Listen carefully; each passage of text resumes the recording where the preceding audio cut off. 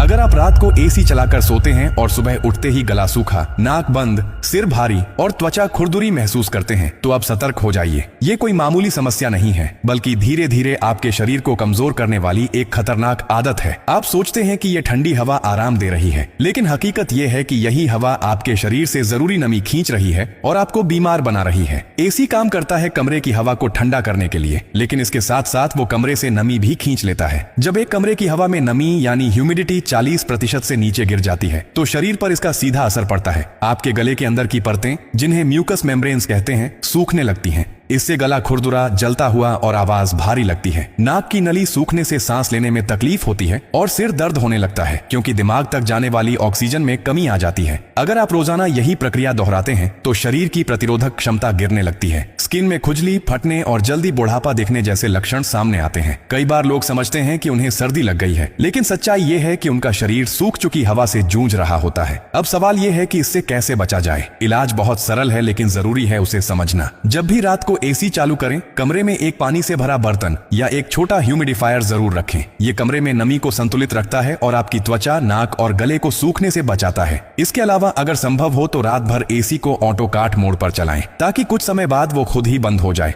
और कमरे में जरूरी नमी बची रहे। एक और गलती जो बहुत लोग करते हैं, एसी का तापमान बहुत नीचे सेट करना, जैसे 16 या 18 डिग्री पर। यह न केवल बिजली की बर्बादी है, बल्कि शरीर पर तापमान का झटका देता है। सबसे सुरक्षित तापमान होता है 24 से 26 डिग्री, जिसमें शरीर और कमरे का संतुलन बना रहता है। ध्यान रखें, बीमारी एक दिन में नहीं आती, ये आदतों से बनती है। और अगर आपकी आदत हर रात खुद को सूखी हवा में सोने की है, तो आने वाले समय में आपको सांस की बीमारी, एलर्जी और स्किन इन्फेक्शन जैसी समस्याएं झेलनी पड़ सकती हैं। तो अगली बार जब आप एसी चालू करें तो सिर्फ ठंडी हवा को मत सोचिए। सोचिए कि आपकी नींद के साथ साथ आपका स्वास्थ्य भी उसमें दांव पर लगा है। आप मेरी ये वीडियो दुनिया के जिस भी कोने से देख रहे हैं, कमेंट में देश का नाम जरूर लिखें, ताकि अगली वीडियो में मैं आपका दिल से शुक्रिया अदा कर सकूं।